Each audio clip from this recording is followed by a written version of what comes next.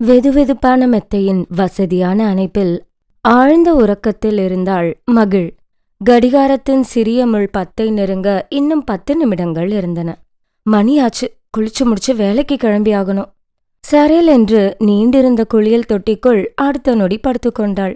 அங்கிருந்த சனா தண்ணீர் பொத்தானை அழுத்திவிட நொடியில் தண்ணீர் அழுத்தத்துடன் பீச்சி அடித்தது.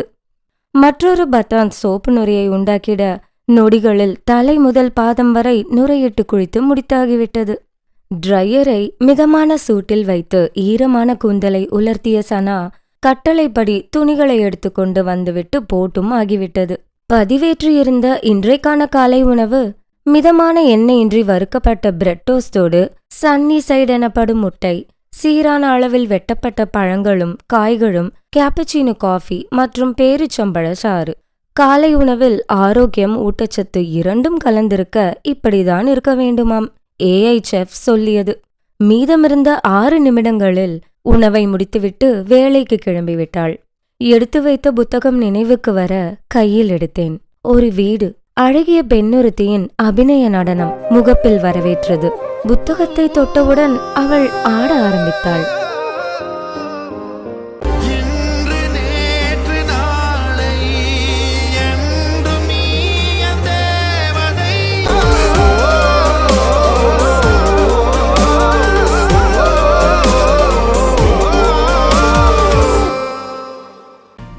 ஆடிக்கொண்டே அவள் கைப்பற்றி என்னை இழுப்பது போல தோன்றியது. அடுத்த நொடி சுழன்று கொண்டே எங்கோ சென்று கொண்டிருந்தேன். சென்ற இடத்தில் ஈரத்தலையுடன் குளித்து முடிந்து குளியல் அறைக்குள்ளிருந்து வெளியேறினாள் அவள். இங்க கீசர் குளிர்ந்த நீரை சூடாக்கி வைத்திருந்தது. அவளேதான் குளித்து கொண்டு வெளியே வர வேண்டும் போல. ஒரு திரையை விலக்கி ஏதோ செய்கிறாள். என்னவென்று தெரியவில்லையே. அடடே, விளக்கேற்றி கடவுளிடம் வேண்டிக் கொண்டிருக்கிறாள். நானும் விளக்கேத்த, பூஜை அறைய சுத்தம் செய்ய ஒரு தனி ரோபோ வேணும்னு எத்தனை நாளா சொல்லிட்டு இருக்கேன். அதற்குள் இவள் எங்கே போனாள்? காணவில்லை. கையில் எதையோ வைத்து தட்டுகிறாள். அதுதானா இந்த சத்தம்? அரைப்பதற்கு, நசுக்குவதற்கு இதுதான் போலவே. இப்படி சமைத்து எப்போ முடிப்பாள் இவள்? அதற்குள் சட்டியை அடுப்பில் ஏற்றி கிண்டி சில மணி நேரத்தில் சமையலை முடித்து விட்டாள். பிள்ளைகளுக்கு கட்டி கொடுத்து ஸ்கூல் வேனில் ஏற்றி பள்ளிக்கும் அனுப்பி வைத்து விட்டாள். இவளது நாளிற்கும் நமக்கும் எவ்வளவு வித்தியாசம்! பூத்து குலங்கிய மலர்களை ரசித்தபடி புற்களோடு அமர்ந்து சிரிக்கிறாள். கற்களை பொறுக்கி விளையாடுகிறாள். பச்சை திரையின் ஒளியில் துப்பாக்கி சத்தத்தோடு வாளோடு வேறு வேறு உடைகளில் என் மகளும் நானும் VR கண்ணாடி மாட்டிக்கொண்டு ஆன்லைனில் விளையாடுவது கண்முன்னே தோன்ற, அப்பெல்லாம் விளையாட்டு வெளியில தான் விளையாடிட்டு இருக்காங்க. இப்பெல்லாம் கைக்குள்ள வந்துடுச்சுல்ல. சூரியன் மறைய ஆரம்பித்தது. இலைகளின் விளிம்புகளில் சிறு சிறு பூச்சிகளின் ரீங்காரம். இவளுக்கு என்னவாயிற்று? எங்கு செல்கிறாள்? இப்பொழுது பட்டாம்பூச்சியை துரத்தியபடி ஓடுகிறாள். இதென்ன ஒளியோடு கூடிய பட்டாம்பூச்சி? புதிதாயிருக்கிறதே.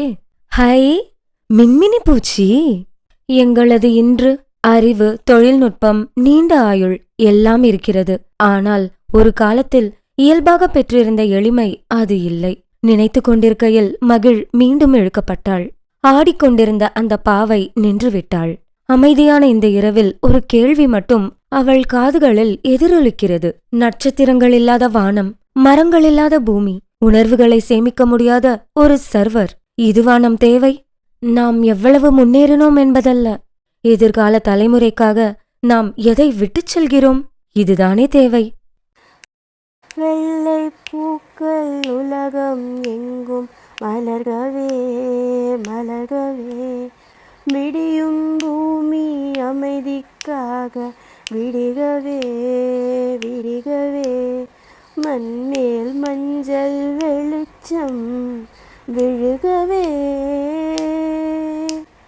மலரே சோம்பல் முறித்து எழுகவே,